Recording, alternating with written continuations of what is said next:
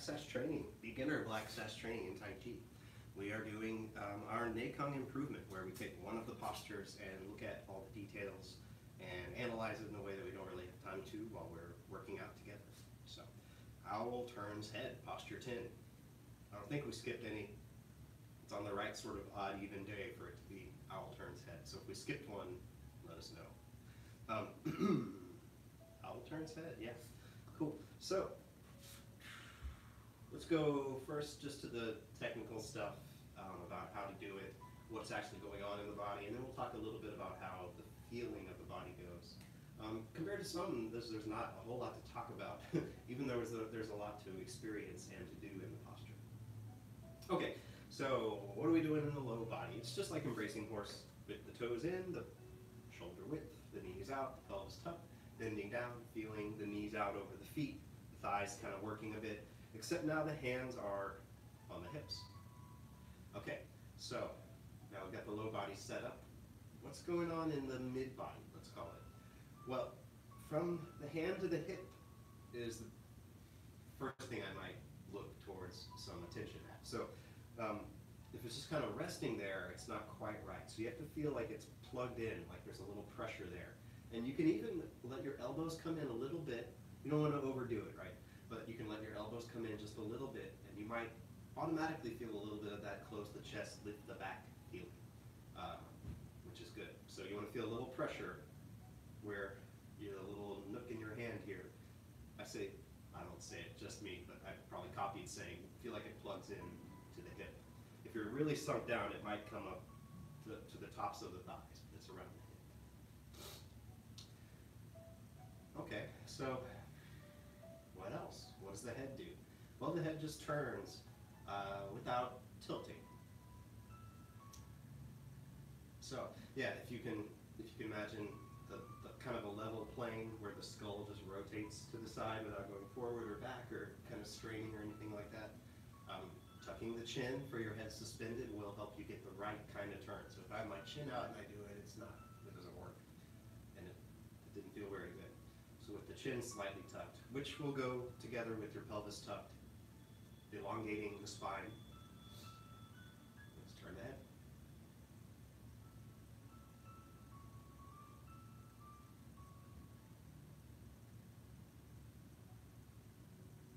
Turn the head.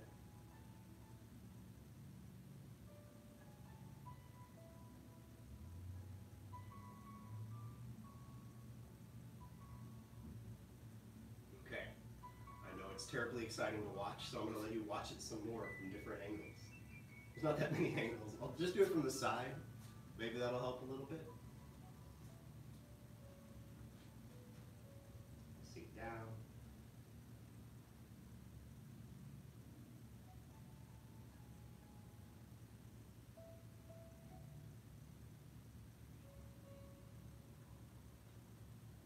Other way. You're on the edge of your seat. I hope you're not sitting down. That would be cheating.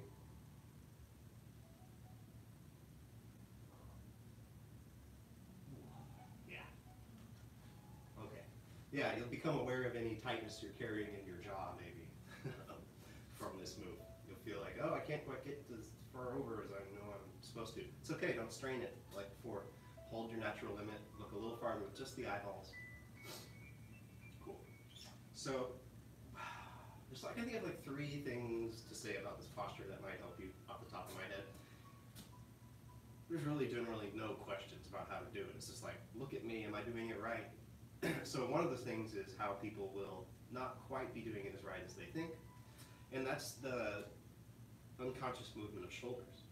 So if someone tells you to look, you'll naturally look with your whole body, not just with your owl turns head, right? You'll turn your whole body to look naturally.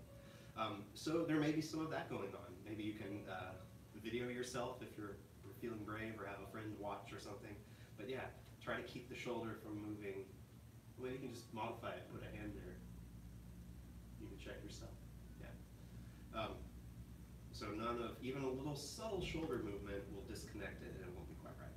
So then the other side of that is don't have tense shoulders. So I don't want to have tense shoulders holding her in place while I turn, because that tension in the shoulders actually affects the way my neck is supposed to turn. So everything relaxed. If you can have the idea of feeling the weight of the part of the body, almost like it's a sandbag or something, like feel the weight of your shoulders. Be very aware of the weight of your shoulders in space and turn, feeling their momentum of not moving. I said 3 things. I'll get to them all.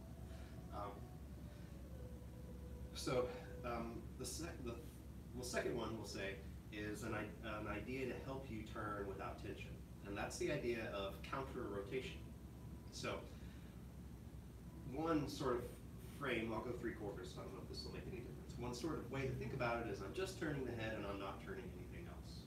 And that can lead to a mental tension and that expresses as physical tension. So how to get rid of that? Well, I love this idea. I think it's really cool to play within the body and feel it. Instead of thinking holding still and turning, I think I'm turning to the right with my head and I'm turning to the left with every other part of my body. So the two cancel each other out in the middle and I just see the head move. Or in more detail, it would go like this. It would go like, I'll do it from the front. So I start to turn my head to the right, then I feel the shoulders come along. So while I'm turning my head to the right, I'm turning my shoulders to the left. And I turn my head a little more, and I feel some other part of the body try to come along. Maybe it's down in the waist or something. And instead of holding it still and rigid, no, I'm just turning it the other way. And just playing with that, I found in myself and I've seen in students can lead to the sort of light bulb moment where you suddenly feel it happen without tension. And that's often very important to getting Tai Chi, is getting those light bulb moments. They don't happen all the time by definition. It would, okay. Oh, and I said the third one. The third one is from the book. And it's just the idea is if you can picture your spine, if you could picture the skeleton we have in the room to demonstrate with, and imagine just turning from the spine. So you wouldn't see anything around that axis move. You would just imagine the skull turning on top of the spine. And that idea can also help give you the right kind of movement. So let's do this. Let's do some together. If you want to practice some right now, then just go ahead and pause and practice a few times, and then we'll resume in a second. Okay, did you practice? All right. Any other questions about this posture, send them in, and I'll answer them next class, even if we're moving on to the next posture. It was the last posture as well, so let's do this. If you're watching, pick a posture to work on next class. If no one picks a posture, we're just going to do embracing horse for 15 minutes. Or I'll pick another one to look at again. Okay, let's do our life skill. I had a request from Intermediate Advanced to review the life skill, but I'll do it here too, and then again in your Intermediate Advanced class. Because it's not simple until you do it a gazillion times, and then it's just like, that's all. So here's the breakdown. Yeah, we'll do this breakdown in the next couple minutes. So the hands, it's not the loser, right? It's the one finger divides China, where you stick your palm out like you were palm striking. Show you from the side, like you're palm striking, so it's not here, the fingers are flexed back. And then you grab, like you were grabbing, digging in with all the fingers, but except for one stays straight. So the wrist is flexed, it feels like the palm is pushing forward, but you're also grabbing with all the fingers except the one finger that divides China in the name of this move. So the other hand is called chambered, is what we call chambered. So you have it in a fist and you're pulling back. So you feel it against your ribs probably, and feel like your elbow is being pulled back, like pointing back behind you. It's opposite of kind of that closed chest thing we were talking about earlier. So it's not closed chest, it's actually chest out. And then the feet, what do the feet do?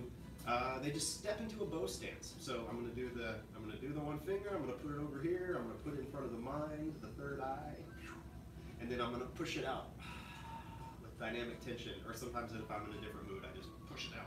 But push it out, resisting your own push at the end while the other one stays chambered. The feet, they just go into a bow stance left. So really all you're gonna do is turn, step. I step with both feet. You'll see different people do it different ways. Straighten the back leg all the way, unlike Tai Chi where it's mostly straight, mostly. This one is straight all the way with the front leg bent, still chambered and pushing out with it. Did you get all that? You can rewind it if not. That's how to do the life skill. Let's do two slow motion ones and then one fast, fun one. The path of self-mastery requires a focused mind. A focused mind sees no obstacles. Path of self-mastery requires a focused mind.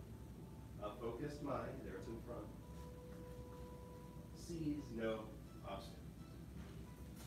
And just pushing out if you can't tell what's happening. The path of self-mastery requires a focused mind. A focused mind sees no obstacles. That wasn't that crazy.